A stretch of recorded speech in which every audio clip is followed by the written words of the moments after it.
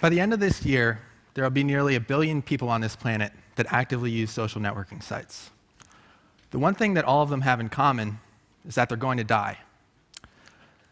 Now, while that might be a somewhat morbid thought, I think it has some really profound implications that are worth exploring. Now, what first got me thinking about this was a blog post authored earlier this year by Derek K. Miller, who was a science and technology journalist who died of cancer.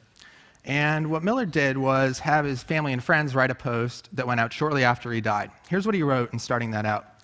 He said, "Here it is, I'm dead, and this is my last post to my blog.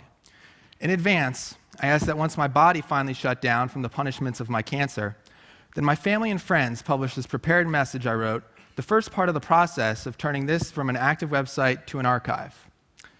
Now, while as a journalist, Miller's archive may have been better written and more carefully curated than most, the fact of the matter is that all of us today are creating an archive that's something completely different than anything that's been created by any previous generation.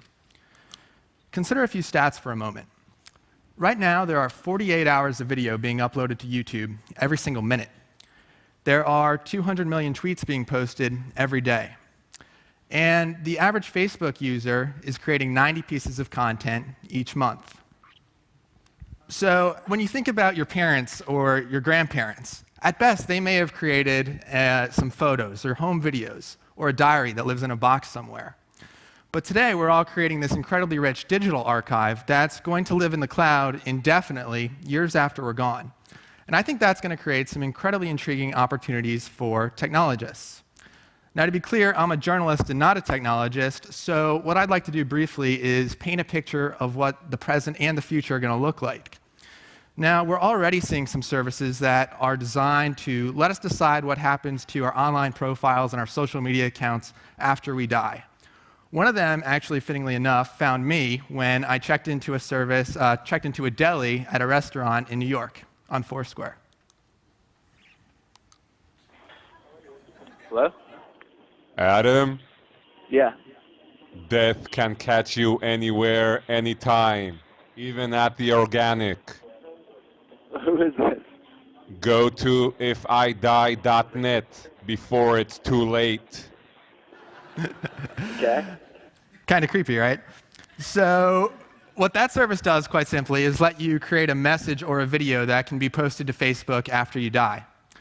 Another service right now is called 1000 Memories, and what this lets you do is create an online tribute to your loved ones, complete with photos and videos and stories that they can post after you die. But what I think comes next is far more interesting. Now, a lot of you are probably familiar with Deb Roy, who back in March demonstrated how he was able to analyze more than 90,000 hours of home video. I think as machine's ability to understand human language and process vast amounts of data continues to improve, it's going to become possible to analyze an entire life's worth of content, the tweets, the photos, the videos, the blog posts that we're producing in such massive numbers. And I think as that happens, it's going to become possible for our digital personas to continue to interact in the real world long after we're gone, thanks to the vastness of the amount of content we're creating and technology's ability to make sense of it all. Now, we're already starting to see some experiments here. One service called My Next Tweet analyzes your entire Twitter stream, everything you've posted onto Twitter, to make some predictions as to what you might say next. Well, right now, as you can see, the results can be somewhat comical. You can imagine what something like this might look like 5, 10, or 20 years from now as our technical capabilities improve. Taking it a step further, MIT's Media Lab is working on robots that can interact more like humans. But what if those robots were able to interact based on the unique characteristics of a specific person, based on the hundreds of thousands of pieces of content that that person produces in our lifetime? Finally, think back to this famous scene from election night 2008 back in the United States, where CNN beamed a live hologram of hip-hop artist will.i.am into their studio for an interview with Anderson Cooper.